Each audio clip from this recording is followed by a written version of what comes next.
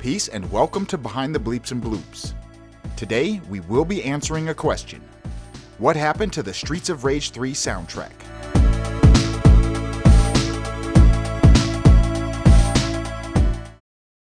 So the first thing that I want to say is the soundtrack isn't bad. There are some good themes on there, it's just different than the others. So don't take this video the wrong way. Streets of Rage is a series of beat-em-up action video games that, as of right now, consists of 3 quality games. A 4th game was announced in August 2018, but there is no set date for the release as of making this video. So for now, let's focus on the first 3 games and their soundtracks. Released by Sega for the Mega Drive and Genesis, this trilogy is known for its memorable in-game electronic music.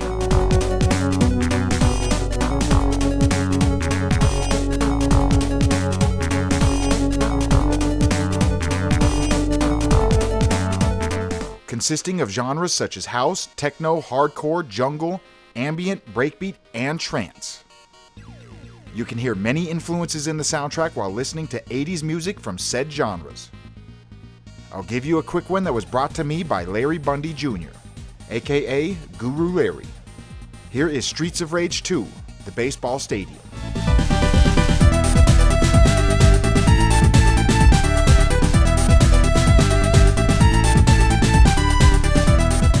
Shaman, Move Any Mountain.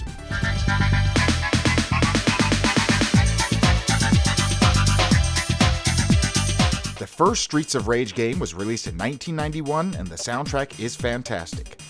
Solely produced by Yuzo himself, it may be my favorite soundtrack of the series.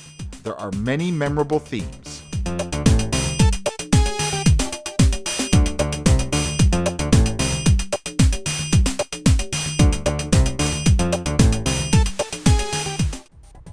Streets of Rage 2 was released in December of 1992, and the soundtrack pretty much picked up where the first one left off. Although Yuzo didn't produce the whole thing by himself like he did in the first one, he brought in fellow composer Motohiro Kawashima. There really wasn't many tracks on this one that didn't fit in. In my opinion, it has the same feel as the first game.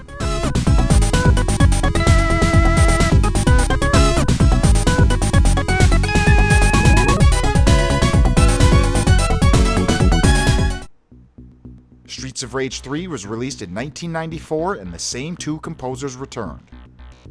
But the soundtrack was different. It didn't have the same groove as the games before it did. It seemed a little bit more random and yet kinda stiff. It lacked depth and the feeling that the previous soundtracks had.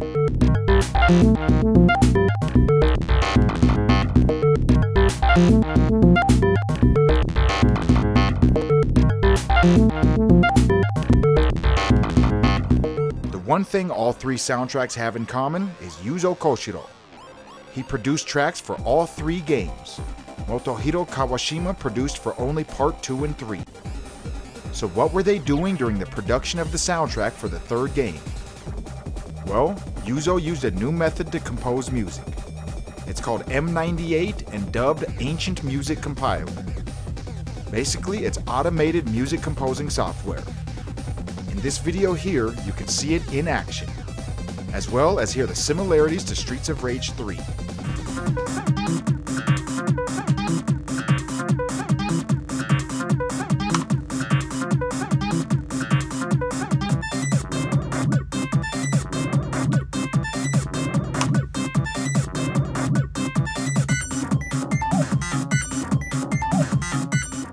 In this video, as Yuzo himself said, I just randomized pitch and instrument for each step over a pre-programmed beat.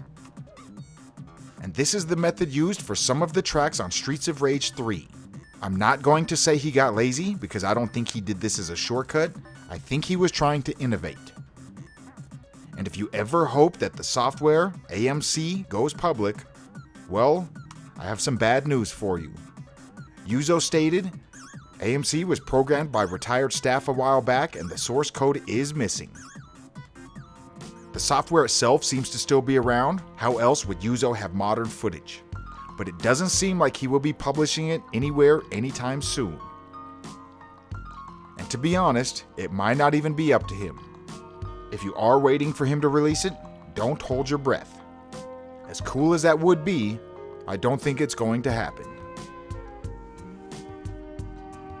Before we leave, as always, we gotta give a quick shout out to our one and only golden level patron, Zero Briggs. I am ICC. Thanks for watching. Peace.